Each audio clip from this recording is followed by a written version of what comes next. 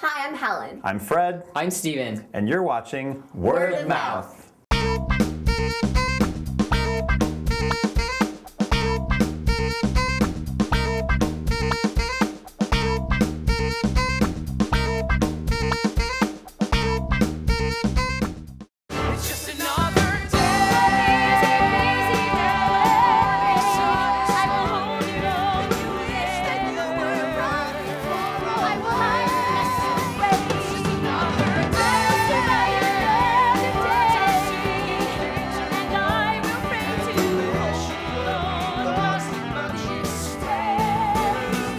Tonight I saw Next to Normal, an original musical. It's a musical based on a family, and the family sort of coming apart at the seams. They seem like the people who would live next door to you. There's a mother, a father, a brother, and a sister. But very early on, you realize there's, a little darkness underneath it all. And then it's sort of the whole play comes out of how the family kind of comes together and grows apart and learns to interact and deal with grief and illness and all these things that we all deal with. It's all based around the mother's, her battle with being bipolar and her battle with medication and sort of being medicated and having to see the doctor. Dan is just, your typical father. He's kind of the model father. He loves his kids, although he is a little bit detached and removed from them because of his wife, who he loves very much, and he's, vowed to stick with her through thick and thin, through her bipolar disorder.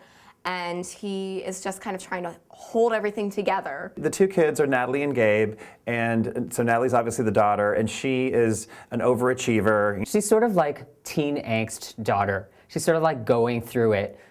She plays the piano, and she's like at school, and she's like very rigid in her ways. But she's in the shadow of her older brother Gabe, who is like a football star and this good-looking 17-year-old, and clearly the apple of his mother's eye. You're sort of following each of the characters, figuring out how they interact with each other, like why the daughter resents the mother, and the mother's relationship with the father and the son, and the father's relationship with the son. It's all very complicated. The strength of this is that you can find something to relate to in every character. It felt very, very real to me.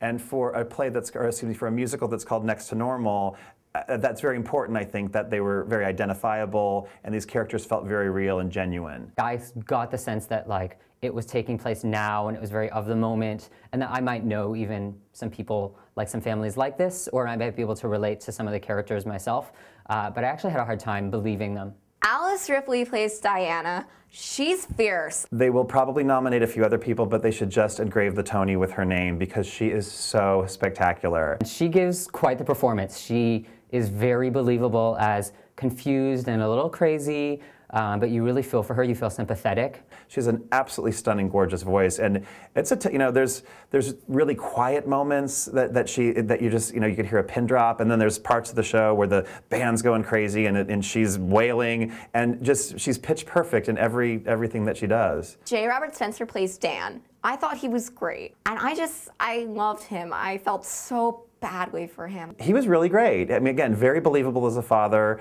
They were believable as a couple, and you just really empathize with him. You just really, connect with his character. I like the two children, played by Aaron Tveit and Jennifer Damiano. I loved Aaron Tveit, who played Gabe. I thought he really commanded the stage very well. His voice is great. I loved how he had all this energy. The score was spectacular. It's somehow very appropriate. It's not like they're having a serious dialogue and then just burst into song like in a traditional musical from the 50s or something. It all just flowed together so beautifully. I feel like it's memorable. I feel like I was walking out of the theater and I was humming it to myself. It's very good music. It seemed like it was just shouty, or if you're shouting and if you're screaming against like a metal bar, then that's rock. But that to me really didn't fit. It didn't feel organic to what was happening. It seemed disconnected to what was happening in the story. There wasn't a weak song in the bunch, and it really takes you on this great journey musically with intensity, and then, like you said, these really quiet moments. I thought it was beautiful. When I go see a show, I usually don't really care about the set,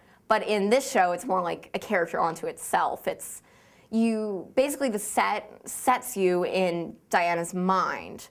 And you're watching as she gets angry and it turns red and it's pulsing, and I thought that the stage really added a certain element to it. Visually, it was also really stunning. It's this sort of 3-level set, and the characters, the set represents their suburban home, it represents the school, it represents the doctor's office, with just simple set pieces. Dividing walls would move around and change absolutely nothing to me. It wouldn't give me a sense of like, I'm in a home or I'm in the hospital.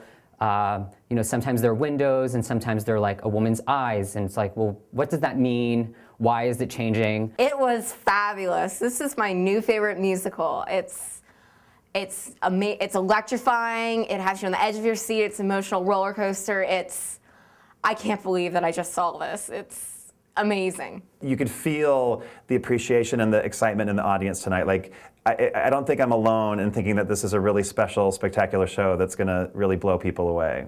I liked the premise of the musical, and conceptually I liked it, but watching it happen, I just didn't feel connected to it at all, and I felt like it was forced or a little oversimplified.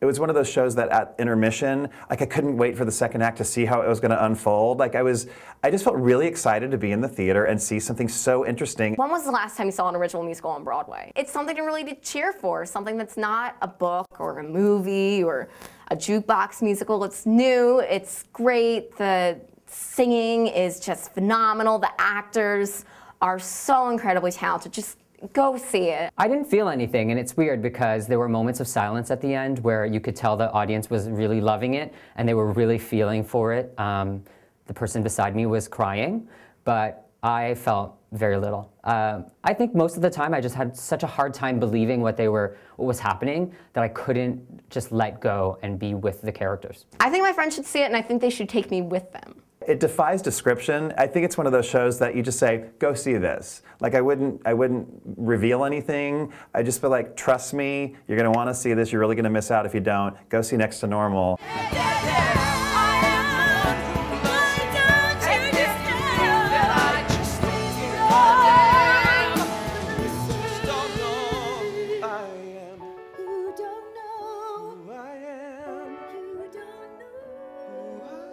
You just don't know who I am.